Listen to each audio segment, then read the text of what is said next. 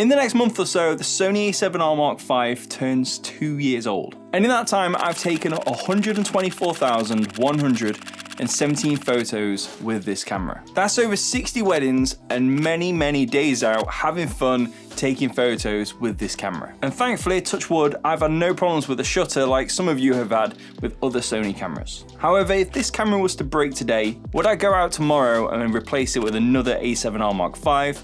Or would I get something completely different? In this video, I'm going to be discussing why this camera is my go-to camera at this moment in time for all things photography. But along with the good things, we're also going to be discussing the things that do annoy me about this camera. And with this camera being almost 2 years old, who knows what's on the horizon? But if on that horizon there's the new A7R Mark VI, what are the two features that I would love to see? Let's begin with the feature that most of us spoke about when the new A7R Mark V came out. Everybody has their own preference when it comes to focusing. As in, there are some naturalists still out there who only use manual focus. And when it comes to autofocus, it's as much down to the lens that you use to ensure that the image is sharp and in focus as the camera body you're using it with. As usual, this camera will have autofocus for animals and people, but this was the first Sony camera body to include insects, cars, and planes into that list. And more importantly, this camera uses AI-driven autofocus. Cameras before the A7R V would still use eye autofocus as the priority, meaning that if your subject was looking directly into the camera, it would lock onto someone's eyes and focus on that.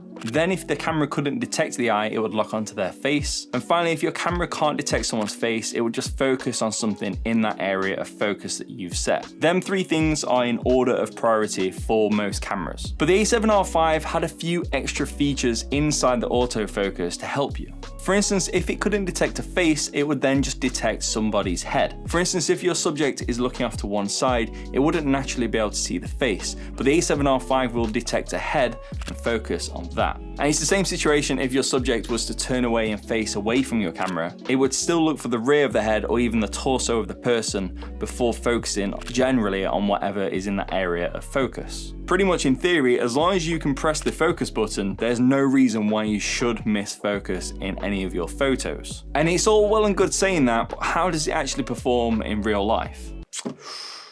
Pretty damn good. After all this time, when I'm using this camera alongside the A7 IV, it does make me really wish that my A7 IV had the same focusing capability as what this does. However, what I will say is it wasn't something that I realized I needed until I actually experienced it. But once you've got that feature, nothing else compares. It's a feature that has definitely spoiled me as an A7R V user. Whilst on the topic of being spoiled, one of the things that I've overlooked about the A7R Mark V is that this camera has two card slots and both of them are capable of accepting SD cards and CF Express Type A cards. And you may be sat there thinking, why is he talking about being spoiled? Because that's pretty standard, right? But recently I got chatting to someone who uses a Canon R5, and that conversation really changed the way I thought about the memory cards we use in the Sony cameras. If you want to make the most of any of your Sony cameras, you will want to use CF Express Type A cards. They're the fastest card, and if you ever shoot any kind of video, only certain modes, codecs, and settings are available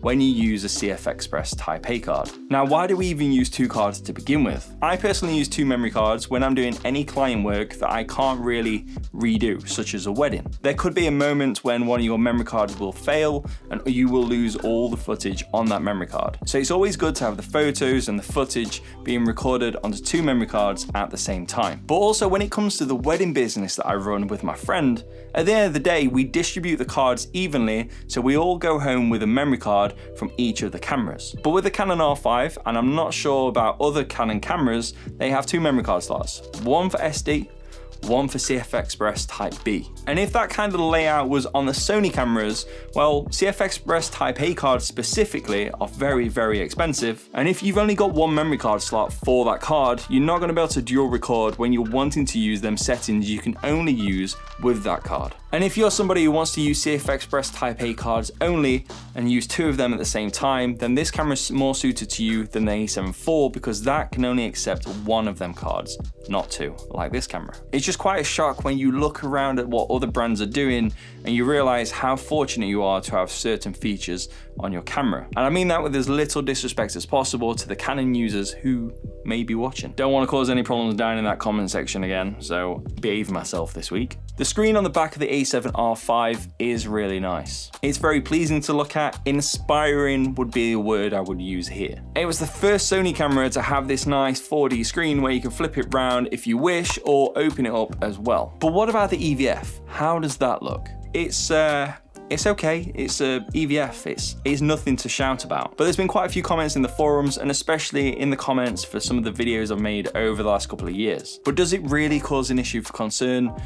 For me, not really. The way I see it is, as long as the EVF is detailed enough for me to pick out any problems that I may have later on down the line, it gives me the camera settings, it gives me an exposure value. As long as it gives me enough information to be able to take the photo and make sure that I don't have any issues later on down the line when it comes to editing, I'm happy. Maybe this is the wrong way to think about it, but we've come a long way since the DSLR when we just looked through there, down a bunch of mirrors, and we would see straight through the lens. Thankfully now we can see the exposure of a photo before we actually take the photo. We can zoom in, we can crop in all inside camera, and as long as the camera is able to deliver me great quality photos at the end of it, for me that's the most important thing. And when it comes to the image quality, and to be fair, the usability of the images that you get out of the camera, I've never really sat back and thought, it's just not what I want. Apart from a few annoyances that I'll get to in just a moment, I can honestly say if this camera was to break today, I would go out and replace it tomorrow with exactly the same camera. When I compare this camera to cameras like the A7 IV, which I also use at every single wedding, the A7 IV can deliver and do plenty of what I require of it. But when it comes to the A7R5,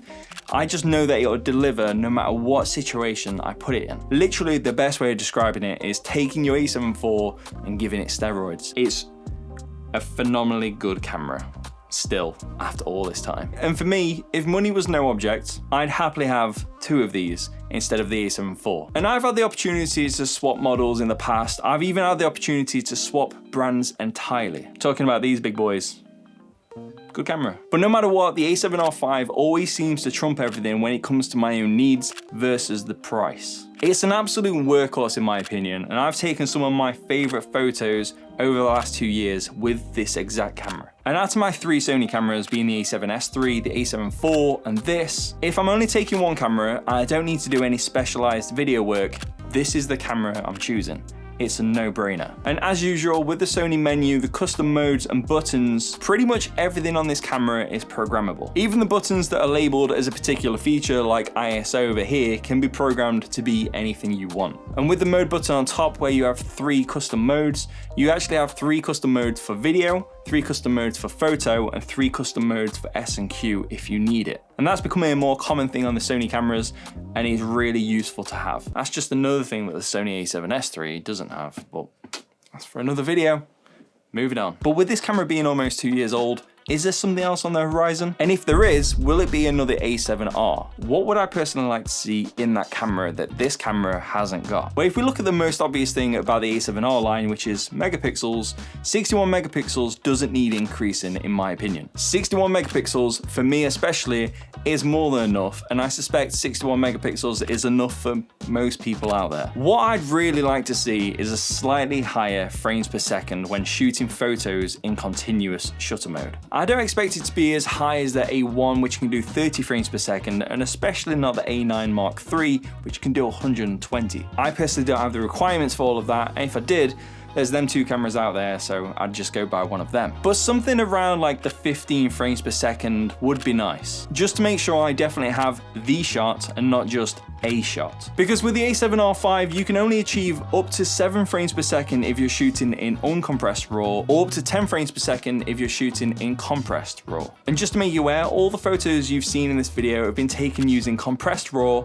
and not uncompressed RAW, so interesting. And I feel a little bit nervous saying this, but I would like to see just a little bit more in terms of video in the A7R line. And before anybody goes diving into the comments, I know that this is predominantly a photography camera. But if you've done your research on this camera, you will see that it can still do video pretty damn well. And for me, it would be lovely to see this camera be able to deliver a 4K image in 60 frames per second without the need to crop into the image. But we have to remember that there's cameras out there such as the Sony A1, which does do that, and Sony aren't going to make a camera with all the specs that you want in the body that you want and give it you at a much lower price. But it would be nice, wouldn't it? Like, we all want everything for nothing. obviously. I find it really hard to say exactly what I would like to see in the next cameras. Because when I look at not just this camera, but all the high spec cameras out there on the market, how can they really get that much better? The results you can get from a camera these days is just phenomenal. In the last 6 to 7 years that I've done photography and videography, the world of photography and video has changed so dramatically. But hey, let's have a little bit of fun. What do you want to see in the next A7R? Let me know in the comments. In the meantime, you're probably thinking now, hey, this guy shoots everything in compressed RAW. How different is it really? If that's the case, then you need to watch this video right here. But if you want to know about the memory cards you need to use and the buffer size for when you're spamming that shutter button, then don't worry, I've got you covered right here. I'll see you soon.